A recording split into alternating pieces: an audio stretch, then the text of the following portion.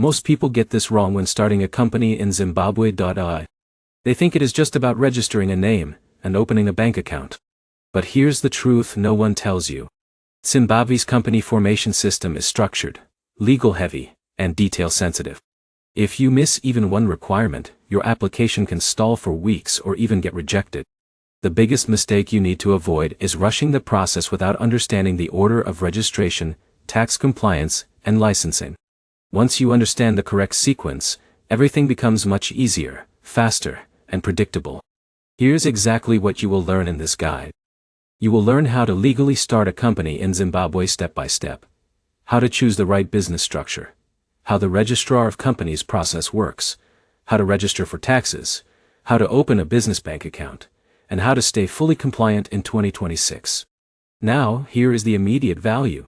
In Zimbabwe, the company setup process usually flows through a few key stages. You start with name search and reservation, then company registration with the registrar of companies, then tax registration with ZIMRA, then opening a corporate bank account, and finally getting any required industry licenses. But here's where it gets interesting. Each step depends heavily on accuracy in the previous one, especially your company documents. Let's break everything down in a simple, practical way so you can follow, even if you have no prior business experience. The first step is choosing your business structure. In Zimbabwe, the most common types are private limited companies, sole proprietorships, and partnerships. Now, here's the problem. Many beginners choose a sole proprietorship because it feels simpler, but they don't realize the long-term limitations. Let's imagine someone named Alex. Alex wants to start a small logistics business in Harare. If Alex chooses a sole proprietorship, he is personally responsible for all business debts and liabilities. That means if anything goes wrong, his personal assets are at risk. But if Alex chooses a private limited company, the company becomes a separate legal entity. That separation protects him and makes the business more credible. Now here's something important. Most serious businesses in Zimbabwe choose a private limited company because banks, suppliers, and government institutions trust it more. It also allows easier expansion, partnerships, and investment. Once you choose your structure, the next step is company name search and reservation. This is done through the registrar of companies. You submit your proposed business names for approval, and they check if the name is available and legally acceptable. Now here's where most people fail. They submit only one name, and then wait days or weeks if it gets rejected. A smarter strategy is to prepare multiple names in advance. For example, Alex Logistics Zimbabwe, PVT, Ltd, Hey Ltd, Harare Freight Solutions PVT Ltd, or Sunrise Transport Zimbabwe. If one fails, another can be approved quickly. Once your name is approved, you move to the official incorporation process. This is where your company becomes legally recognized in Zimbabwe. Now pay attention here because this is one of the most important steps. You will need key documents such as incorporation forms, details of directors and shareholders, company address, and memorandum, and articles of association. Now here's the truth no one tells you. The memorandum and articles of association are not just formal documents. They define how your company operates, how decisions are made, and how ownership works. Many beginners copy templates without understanding them, and that creates problems later when banks or investors review the documents. Let's pause here because this is important. In a minute, I will show you how to structure your company ownership in a way that avoids future disputes and makes banking approval much smoother. Once you submit your incorporation documents, the registrar of companies reviews everything. If everything is correct, you receive a certificate of incorporation. This is your official proof that your company legally exists in Zimbabwe. Now here's where things become more strategic. Registration alone is not enough. The next critical step is tax registration with the Zimbabwe Revenue Authority, known as ZIMRA. You will receive a tax identification number. This number is essential for invoicing, paying taxes, hiring employees, and operating legally. Now here's where many entrepreneurs make a serious mistake. They delay tax registration or assume it can be done later. But in Zimbabwe, tax compliance is closely linked with company registration. If your business operates without proper tax registration, you risk penalties or restrictions. Let's take another example. John starts a small consulting firm in Bulawayo. He completes company registration but delays tax registration. When he tries to open a business bank account, the bank requests his tax number. The delay slows down his entire operation. So, the key lesson is simple. Always complete tax registration immediately after incorporation. Now once you have your tax number, the next step is opening a corporate bank account. This is where your business becomes financially operational. But here's the problem. Many entrepreneurs assume they can use personal accounts temporarily. In Zimbabwe, this creates serious accounting and compliance issues. Banks also require strict documentation for corporate accounts. You will typically need your certificate of incorporation, tax number, identification documents, and proof of business address. Some banks may also request your business plan or proof of transactions depending on the type of business. Now here's something most people don't realize.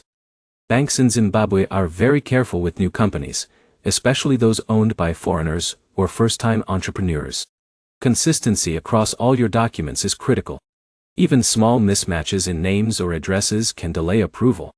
Once your bank account is active, your company is officially operational. But we are not done yet. Now comes the licensing and regulatory compliance stage. Depending on your business type, you may need additional licenses. For example, import-export businesses, construction companies, transport operators, restaurants, and financial services all require specific approvals. Let's go back to Alex.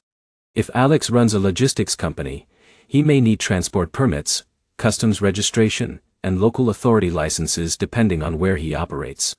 Without these, he can legally exist as a company, but still not operate fully. Now here's where it gets interesting. Licensing timelines can vary significantly depending on the sector. Some approvals are quick, while others require inspections or additional documentation. That is why planning ahead is essential. Now, let's talk about foreign ownership because this is a common question. Can foreigners start a company in Zimbabwe? The answer is yes. Foreigners can own companies, but some sectors may require local participation or additional approvals depending on regulations. Foreign investors may also face stricter documentation requirements, especially when proving source of funds and business intent. So preparation is extremely important. Now let's move into costs and timelines because this is what most people want to know. The cost of starting a company in Zimbabwe depends on structure, legal fees, documentation, and licensing requirements. Basic registration can be affordable, but total setup costs increase if you include legal drafting, notarization, banking requirements, and industry-specific licenses. In terms of time, if everything is prepared correctly, company registration can be completed relatively quickly. But delays usually happen due to incomplete documents, rejected names, or missing tax registration details. Now here is a powerful insight most beginners miss. The fastest company registrations in Zimbabwe are not the ones that rush. They are the ones that prepare everything correctly before submission. Preparation is the real speed hack. Let's go through the most common mistakes people make.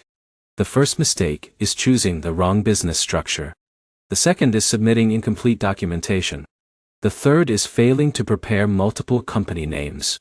The fourth is delaying tax registration. The fifth is ignoring licensing requirements until too late. Each of these mistakes can slow down or even block your entire business setup process. Now let's bring everything together into a simple system you can remember. Think of starting a company in Zimbabwe like building a ladder. First you choose your structure. Then you reserve your name. Then you incorporate your company. Then you register for tax. Then you open your bank account. Then you get your licenses. And finally, you maintain compliance. If one step is missing or incorrect, the entire structure becomes unstable. Before we finish, here's a clear summary you can remember easily. To start a company in Zimbabwe in 2026, you choose your business structure, reserve your company name, register your company with the Registrar of Companies, obtain your tax number from ZIMRA, open a corporate bank account, and secure any required licenses. After that, you maintain ongoing tax and legal compliance. The benefit of understanding this process is simple. You avoid delays, reduce legal risk, and build a business that operates smoothly from day one. If you are serious about starting a business in Zimbabwe, remember this.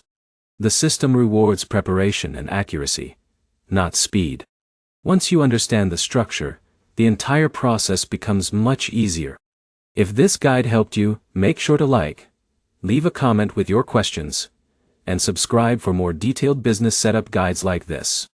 You are now ahead of most beginners, and that gives you a real advantage when starting your company in Zimbabwe.